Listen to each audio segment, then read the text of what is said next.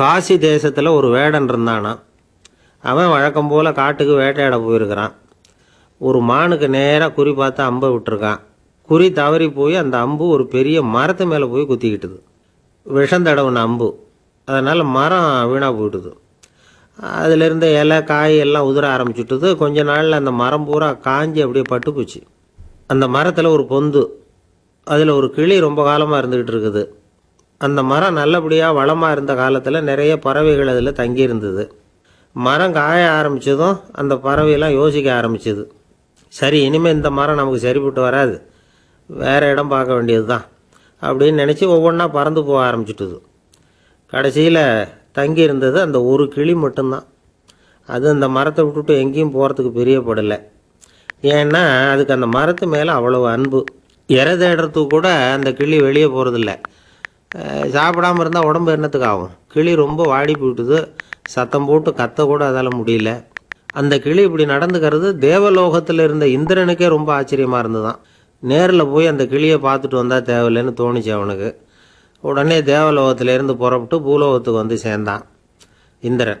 ஒரு சாதாரண மனுஷன் மாதிரி அந்த கிளிக்கு முன்னாடி போய் நின்னான். கிளியே, உனக்கு என்ன பைத்தியமா? இந்த மரத்தில் இலையும் இல்லை காயும் இல்லை, கிளையெல்லாம் காஞ்சி போய் எப்போ ஒடிஞ்சு விழலாம்னு நேரம் பார்த்துக்கிட்டு இருக்குது. நீ இன்னமும் இதையே கட்டிக்கிட்டு அழுதுகிட்டு இருக்கிறிய. உன் கூட இருந்த மற்ற பறவைகள்லாம் பார்த்தியா? இதே காட்டில் உள்ள செழிப்பான மரங்களில் போய் கூடு கட்டிக்கிட்டு சுகமாக இருந்துக்கிட்டு இருக்கு.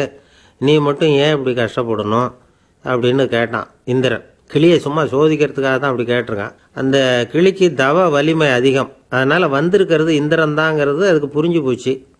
தேவேந்திரா, நான் இந்த மரத்தில் தான் பிறந்தேன் வளர்ந்தேன். சின்ன வயசுலேருந்து என்னை வளர்த்து காப்பாற்றி ஆளாக்குனது இந்த மரம்தான். எனக்கு பசி எடுத்தப்போ பழம் கொடுத்தது இந்த மரம்தான். எனக்கு ஆபத்து வந்தப்போ அடைக்கலம் கொடுத்தது இந்த மரம்தான். இப்போ இந்த மரம் கஷ்ட திசையில் இருக்குது. இந்த நேரத்தில் நான் மட்டும் நல்லா இருந்தால் போதும்னு நினைக்கலாமா? அது சுயநலம் இல்லையா? இப்படி இது துன்பப்படுற காலத்தில் நானும் இது கூட இருந்து துன்பத்தை சகிச்சுக்கிறது தான் நியாயம். உதவி செஞ்சவங்களை உதறி தள்ளுறது நல்லது இல்லைங்கிறது உங்களுக்கே தெரியும். என்னோட நல்ல விரதத்தை குலைக்கிறது மாதிரி அல்லவா இருக்குது நீங்கள் சொல்கிறது. தேவர்களுக்கு ஏற்படுற சந்தேகங்களையே தீர்த்து வைக்கக்கூடிய நிலைமையில் இருக்கிற நீங்கள் எனக்கு இப்படி உபதேசம் பண்ணலாமா அப்படின்னு கேட்டுதான் கிளி. இந்திரனுக்கு ரொம்ப மகிழ்ச்சி. இதை கேட்டதும் கிளியே, நண்பர்கள்னா உன்ன மாதிரி இருக்கணும். பொதுவாக ஒருத்தர் நல்லா இருக்கிறப்போ அவரை சுற்றி நிறைய பேர் இருப்பாங்க. அவர் கொஞ்சம் வீணாக போயிட்டா அத்தனை பேரும் ஓடி போடுவாங்க. நீ அது மாதிரி இல்லை. சுகத்தையும் துக்கத்தையும் சமமாக எடுத்துக்கிட்ட. உன்னை பாராட்டுறேன்.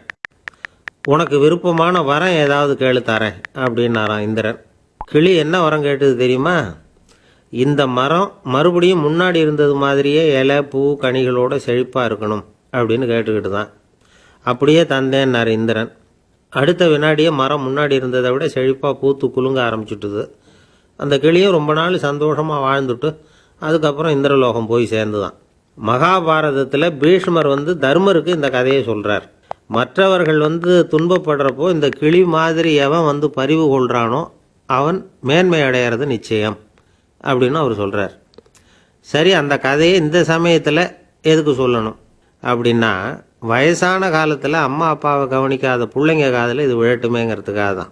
மற்றவங்க துன்பப்படுறப்போ பரிவு காட்டினாலே அந்த அளவுக்கு மேன்மை கிடைக்கும்னா, பெற்றவங்க துன்பப்படுறப்போ பரிவு காட்டினா எந்த அளவுக்கு மேன்மைங்கிறத நினச்சி பார்க்கணும்.